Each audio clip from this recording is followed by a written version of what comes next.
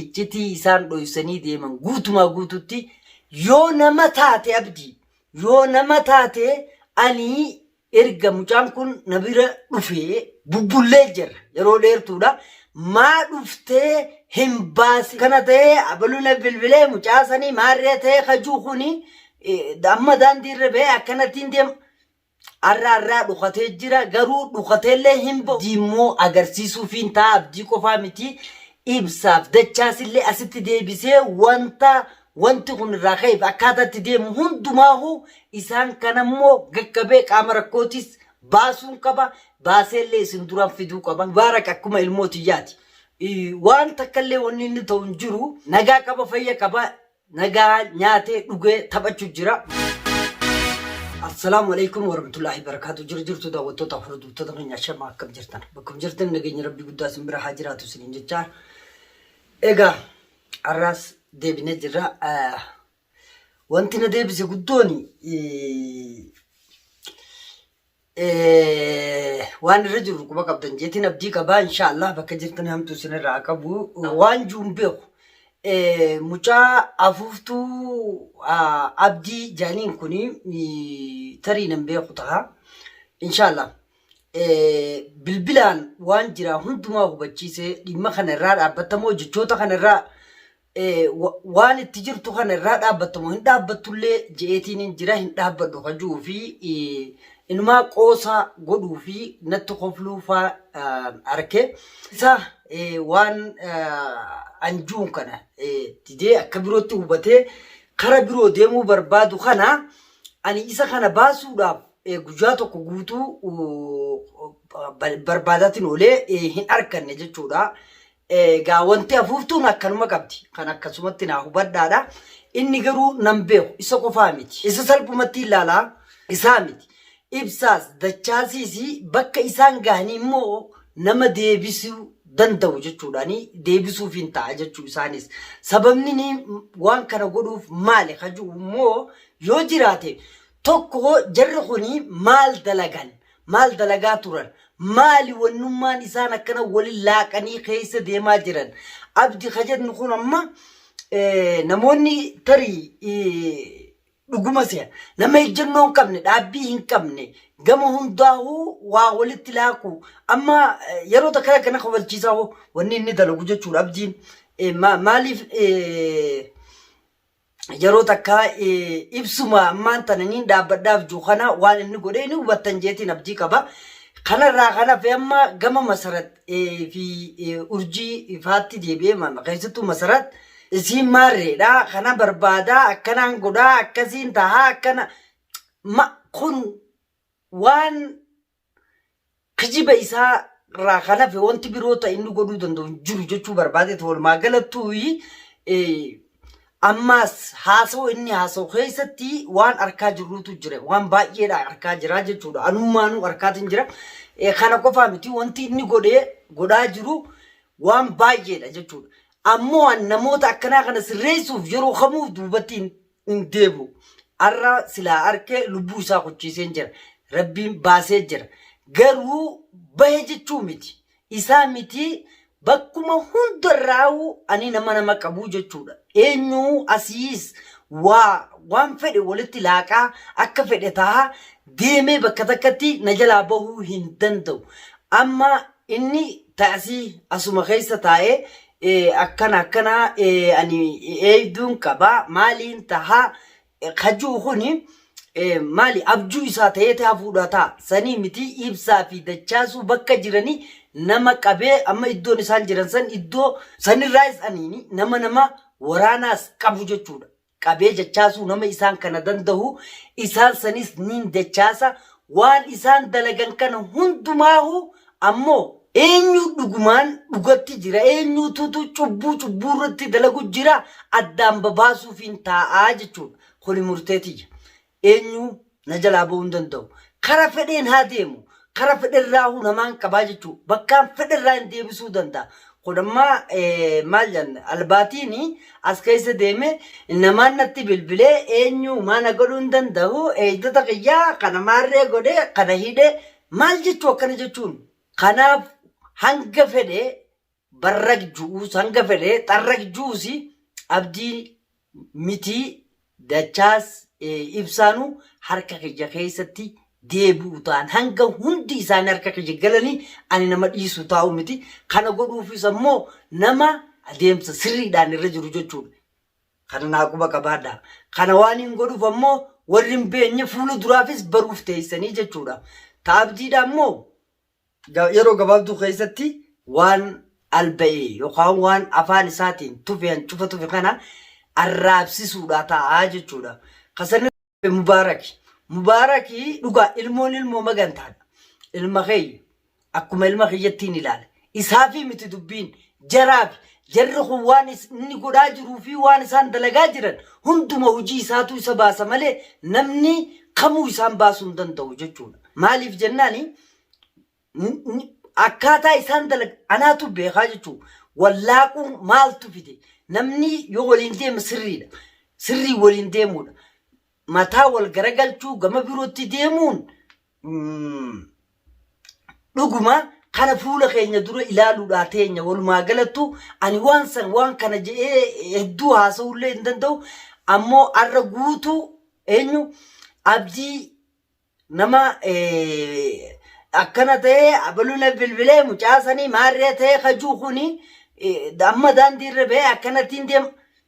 Arraa dhukatee jira garuu dhukateellee hin bahu isaa miti warri asii ba'ee daangaa qaxxaamura kara suudii seenee achirraa hudha qabee deebisuu nama danda'u deebiseelleedhaan agarsiisuu ta'a. Inni akkuma salphatti laaluu qabna jechuu barbaadeeti.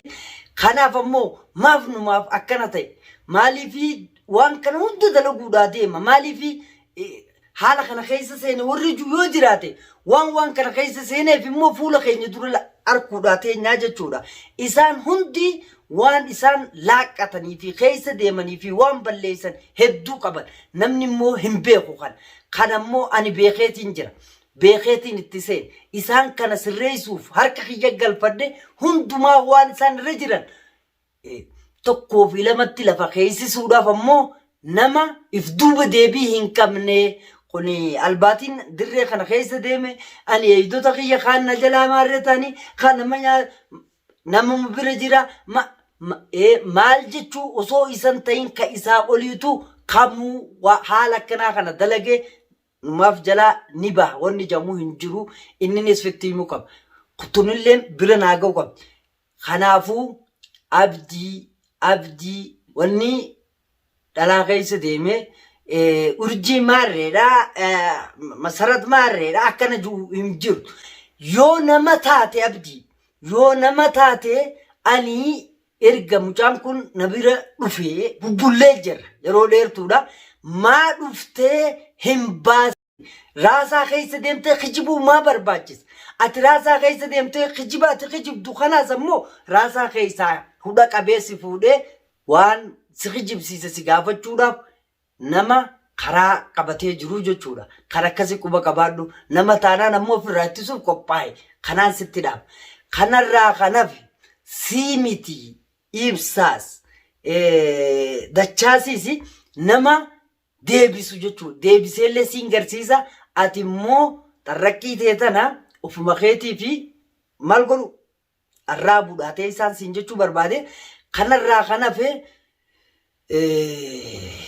hedduullee haasa'uun fedhu. Arra guutuu akka barrak jetteen silaa ukkaamamuu qabdu baduulleen qabdu akkasumatti silaa dirree san keessa deemuu qabda barbaade si dhabeen jira. Si dhabuu si dhiisuu osoo hin taane hudha qabee si baasuufiin deemutti jira akkasitti hubadhuun siin jechuu barbaade. Ammoo nama taanaan raasaa keessa deemtee akka nama namaa quuqame akka nama namaa dhaabbate kijiba kee asiin laayite achiin laayite saniin dachii fasaadaa hin deeminii numaaf bira jira wanti ati barbaaddu hunduu na biraa harkatta nama taanaan koottuu fuudhi silaa tanaan duraa fuuta nama xarraqqee kijibaa ta'uu kee qofaatutu raasaa keessa si oofee xarraqsi godhutti jira. Ammoo xarraqqii ta'e immoo sirraa fixuufiin taa'aa jechuudha. Kan akkasin naa qabadhu. tanibsaatii fi wannitiisi wanti isaanis ammaas nama sobanii kijibanii jechuudha baafataniif hin jiru. Dhugaa dubbachuudhaaf akkanumatti namni lafaa ka'ee kadeemu hin jiru.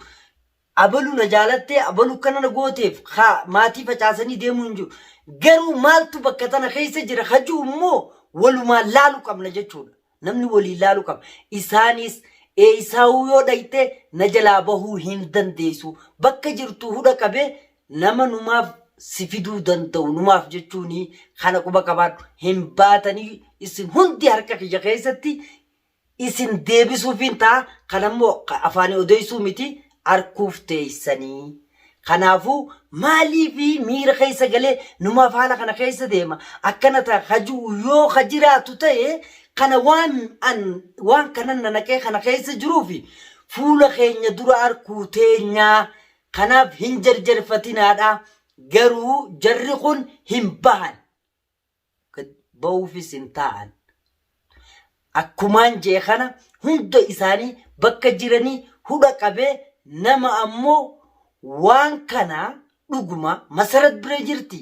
Moo isaan kanaan rakkoo qaba. Hajuu immoo addaan isinii baasuudhaaf deemu jechuudha. Addaanis isiniif hin baasu ta'a. Inshaallah isin rabbiitiin arra barbaadee gaa dhabeetiin jira.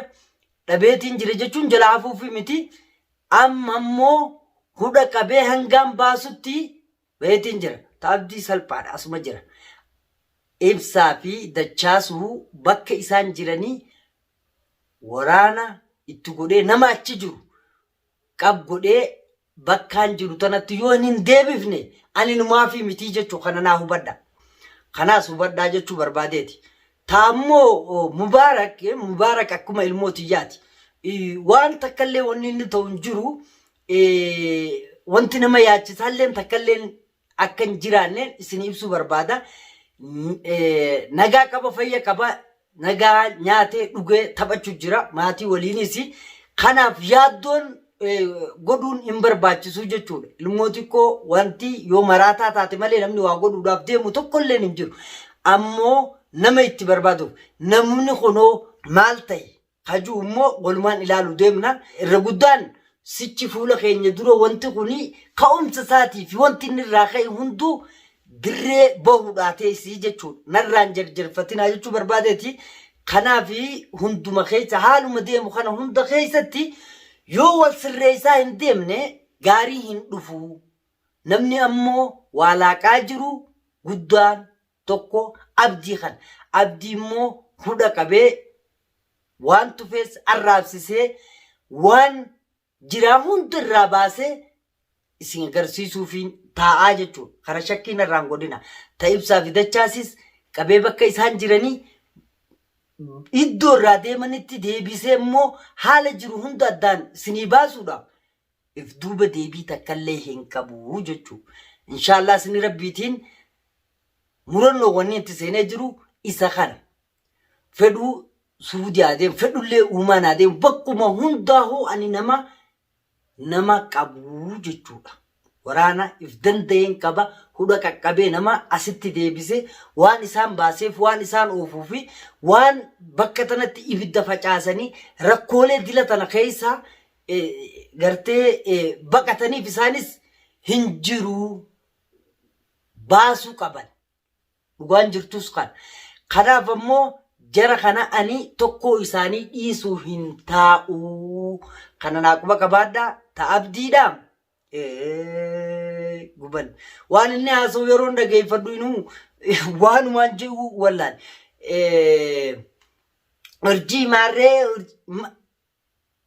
masarat maarree akkana maarree mucaa mana halkan kiyya akkas godhee akkana tahee maarree akka namaa wayyaatti akka nama sirritti yookaan waan biratti haasa'utti jira. Sila of beeke dila kana haasa'uun isan barbaachisu maaliif hin jiru jechuun waan hin jirre.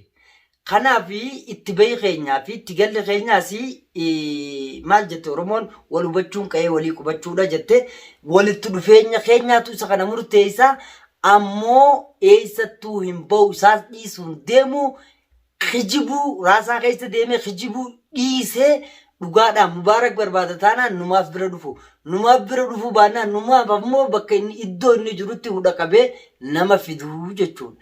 Fidee ammoo waan isa raasaa keessa ofee kijibaa odeessisee fi wanta waan kana hunda fidee nama iccitii isaan dhoysanii deeman guutumaa guututti akka baasan taasisu yookiin ammoo waan hin juun beeku asirratti jechuudha. Kana caalaa wanni dubbadhu hin jiru abdii muramtee jirti abdii qofaa miti ibsaa fi dachaasilleen eessattillee bahanii kanarraaf immoo waan biroo tajirtu hin jirtu as keessa immoo gaafa jarqan hundi harka kiyya keessa gale iccitii baatu fuula keenya dura laalla kana baasuuf muradheetti seeneetiin jira. Eenyuyyuu waan fedhe yoo haase if duuba na deebisuu hin danda'u kana jala saraaraa quba qabaadha. Inshallah isin rabbiitiin imala kiyya eegaleetiin jira nagaan naa tura. Wanni inni narraa sirra dhufee isin hanga kana waraabutti jiruuf barbaadee waan hin dhabeef qofa. Adeemsa irra deeme hundumaa ugaa bakkaan jiruuf kanaa duratti kana isin godhuudhaaf haalli naa mijataadhaa miti. Aariin bakka tanaa bahee inshallah amma immoo video isaa takka dhaggeeffadhee waan hin juuf waan dhiisu wallaaleetiin jira.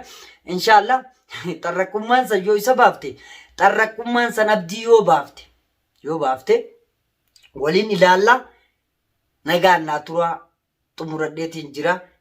Isaan tokkolleen na harkaa hin baanii bakka amma ibsaa fi dachaas jiranillee anaatu jira ammaan qabee jechaasa. Kana salphatti ilaala kas keessa deddeemee raasaa keessa abaluu akkana tahee namni natti bilbilee kun akkana uumaan hangadu ani eeyduu tiyyaa taaniis maarre kijiba. Eeyduu isaatis ta'e isaasii eeysumaattuu na jalaa bahuu hin danda'anii. Abdii immoo agarsiisuufiin ta'a abdii qofaa miti ibsaaf dachaasillee asitti deebisee wanti kun irraa ka'eef akkaataatti deemu hundumaahu isaan kanammoo gaggabee qaama rakkootis baasuun qaba. Baaseellee isin duraan fiduu qaba. Kana jala saraareet itti deemu jira. Inshallah nagaan naa tura isin jechuu barbaadeeti xumuraddeeni gama kooti.